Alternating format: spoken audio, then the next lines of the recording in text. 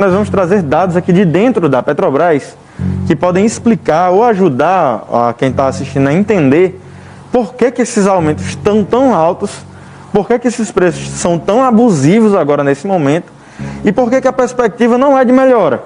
A perspectiva é de continuidade desses aumentos, né? A gente estava conversando até no intervalo, você comentou que por que não chega logo em R$6, fica nesse negócio de aumentando centavos. Realmente é isso, a perspectiva de todo mundo é chegar em R$6, R$7, porque ninguém está vendo retrocesso nessa política. E também a gente coloca aqui as alternativas. Será que é só isso mesmo que era para acontecer? Será que essa é a única opção? Ou existe uma opção alternativa, né? Pois bem, né? O valor já refletiu, como eu disse, nas bombas de combustível. Aqui em Mossoró, por exemplo, a gasolina, alguns postos reajustaram hoje pela manhã. A gasolina passou de R$ 5,14 em média para R$ 5,39, mais ou menos esse valor aí que se encontra hoje nos postos de combustível. A que se atribui esse reajuste ou esses reajustes sucessivos no valor desses combustíveis? Saulo, para quem talvez não lembre, no começo de 2019, nós fizemos uma paralisação, os caminhoneiros fizeram a paralisação, nós chegamos a fazer ações de distribuição ou subsídio do valor do gás lá em Natal, já denunciando isso. Não é uma política que vem de agora, é muito importante que a gente entenda isso. A Petrobras, em 2016, ela alterou a sua política de formação de preço. A sua forma Michel Temer. No governo Michel Temer. Ela alterou, ali em junho de 2016, alterou a sua forma de construir o preço dos derivados de petróleo. Naquele momento, os preços eram construídos levando em consideração a remuneração do capital, né, a remuneração dos ativos imobilizados e o custo nacional. Aí eles alteraram isso e indexaram o preço dos derivados no Brasil ao valor do dólar e ao valor do preço do barril internacional. Então nós ficamos refém do valor do dólar e do preço do barril. Como agora, já nesse início do processo de vacinação no mundo todo, o preço do barril sobe e o valor do real caiu muito em frente ao dólar, a gente vê esse preço estourando. E ainda não está nem perto do valor máximo que vai chegar, Saulo. E que valor máximo é esse? O barril hoje, só para te dar um exemplo, o barril hoje está em $50 o preço do barril. Se o dólar não aumentar mais, que é muito difícil, muito provavelmente o dólar ainda sobe, mas se o dólar não aumentar mais e o preço do barril chegar em $60, esse preço hoje na bomba de Mossoró, que é 5,39, vai para 6,49. Só para você ter uma ideia, se aumentar só $10 no preço do barril. E o preço do barril, isso eu estou falando de 50 para 60, o preço do barril já chegou a 140. Então se eu chego em 140, a gasolina vai estar batendo R$15. Se mantiver essa mesma política de preço.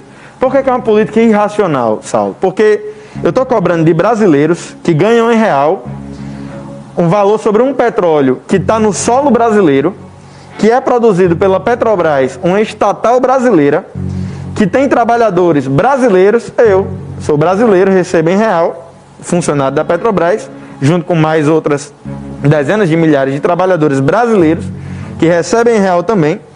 Refino no Brasil, em 13 refinarias no Brasil. Essas refinarias não estão em Texas, não estão em Singapura, essas refinarias estão no Brasil, em Salvador, em Recife, em Guamaré, em Fortaleza. Refinarias no Brasil, então refino no Brasil e vendo para o povo brasileiro. O que é que me explica eu estar cobrando em dólar e indexando ao preço internacional do barril? Nada pode explicar se for considerado uma empresa estatal. Aí a gente traz três justificativos porque o governo faz isso. São justificativos bastante complexos que a gente pode ir conversando ao longo da entrevista. Pois é, então, porque é que foi implantado esse novo modelo, né, ainda no governo Michel Temer, e porque Bolsonaro manteve esse modelo? Existem três pressões principais para a manutenção desse modelo de preço. O primeiro é a pressão dos importadores. Eles criaram até uma associação no Brasil chamada ABICOM, Associação Brasileira de Importadores de Derivados de Petróleo. O que são esses importadores? São empresas milionárias que trazem de fora gasolina, gás de cozinha e diesel para vender no Brasil. Então ela traz de fora para vender para o brasileiro. Quanto maior o preço que a Petrobras cobra, maior o lucro dessas importadoras, que vão disputar o mercado com a Petrobras. Essa é a primeira pressão. Agora em janeiro eles denunciaram ao CAD que a Petrobras estava cobrando barato demais, agora em janeiro. Por isso que a Petrobras aumentou novamente o preço. A segunda pressão é dos acionistas minoritários.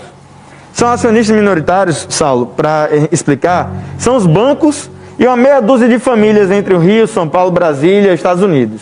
Esses são os acionistas minoritários. Eles fazem a pressão pelo lucro e distribuição de dividendos, no máximo, no mais curto e curtíssimo prazo. Então não importa se a gasolina vai estar cara, para ele é melhor, porque o lucro no curto prazo é maior, ao longo prazo é pior. Mas no curto prazo, esse lucro fica majorado. E a Petrobras declarou que tem isso como objetivo, aumentar o lucro e distribuição de dividendos para esses acionistas minoritários. E por fim, a pressão das multinacionais de petróleo que querem comprar os ativos da Petrobras, querem comprar as refinarias, querem comprar os campos de petróleo, como nós estamos vendo aqui no Rio Grande do Norte. O que tem a ver essas multinacionais? Saulo, se uma multinacional ela quer comprar a refinaria da Petrobras, ela não vai querer comprar se ela vê o governo intervindo no preço. Quanto maior o preço a Petrobras cobrar pelos derivados produzidos nessas refinarias que essas multinacionais querem comprar, mais elas vão estar interessadas em vir comprar. Então, esses três fatores empurram o governo Bolsonaro contra o povo brasileiro. O governo Bolsonaro está cedendo, aliás, está fazendo a vontade desses três atores contra o acionista majoritário da Petrobras, que é o povo brasileiro. Essa é a realidade. E aí, você me pergunta, Pedro, não tem solução? Qual a alternativa então? É zerar os impostos? Olha, Saulo, os impostos eles são os mesmos desde 2015 e em 2015 aumentou 1%. Os mesmos percentuais. O mesmo percentual. O mesmo percentual. Os estaduais e os federais? Os estaduais e os federais. Os mesmos percentuais. No Rio Grande do Norte, 29%. É um dos menores do Nordeste. Né? Maranhão é 31,5%. Ceará é 30%. Enfim, um dos menores do Nordeste é o do Rio Grande do Norte. Mas 29... a gente tem uma das gasolinas mais caras. Exatamente, por vários outros fatores, né? Então, para você ver, como a gente olha de fora e acha assim, o imposto é que é o problema. Peraí, o imposto é um dos menores, então não é o problema. O imposto é o mesmo desde 2015. Como é que eu estou aumentando o preço diariamente na bomba, vou culpar o imposto que é o mesmo? A única coisa que não mudou. A única coisa que não mudou nesse processo foi o imposto. Quem aumentou o preço foi a Petrobras através de uma ordem de Bolsonaro. Então, ali que está o problema. Então, esses impostos, zerar esses impostos é a solução? Eu aposto com quem quiser. No dia que os governantes, que os governadores zeraram o imposto, a Petrobras anunciou outro aumento. Porque o mercado não perde. Isso é conversa de carochinha. Ninguém vai cair nessa conversa. De que se eu zerar o imposto, então os donos vão repassar o lucro para a gente. Vão muito. Porque eles dizem que o combustível sai da refinaria quanto? Qual valor, por exemplo? O combustível está saindo, né? 1,64, 1,75. E aí vai incidindo os impostos até chegar... Aí vai incidindo 30% de imposto e 40% da distribuição. Os distribuidores também ganham muito. Sim. Veja só, a Petrobras só ganha 30% nessa conta. Né? Como eu falei para você, 1,75. Ganha 30%, sendo que a Petrobras perfura, refina, transporta e leva para a distribuidora. Está lá na refinaria para a distribuidora pegar. 30%, isso tudo.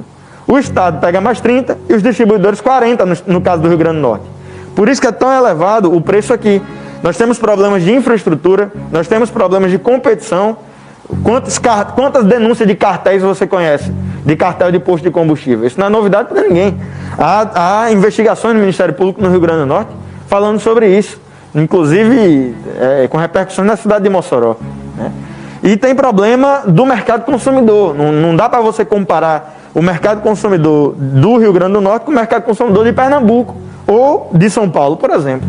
Não dá para você comparar. A concorrência é muito maior nos outros estados porque o número de consumidores é muito maior, o valor que circula é muito maior. Então isso também pressiona os preços para baixo. Então esses três fatores, Saulo, veja, nenhum deles é de domínio do governador.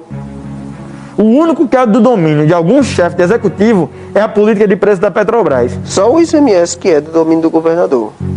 O ICMS é do domínio do governador, Saulo. Mas veja, você não zera ICMS, o governador. Precisa passar pela Assembleia Legislativa. E ainda assim existe um limite. Para você zerar mesmo, teria que passar pelo Congresso Nacional.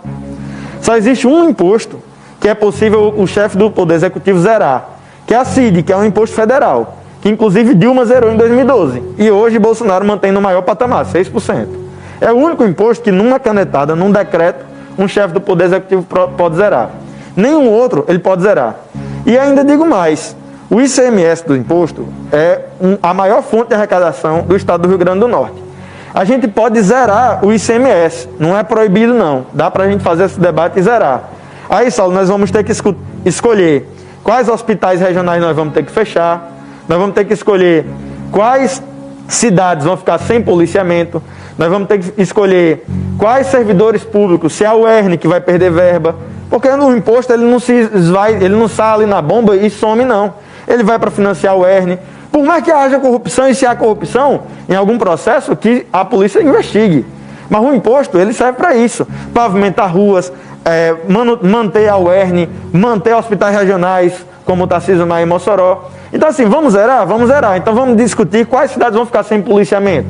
Porque o salário do policial militar, que houve concurso agora, inclusive, é pago com esse imposto. Vamos discutir então qual batalhão de polícia vai ficar sem carro novo.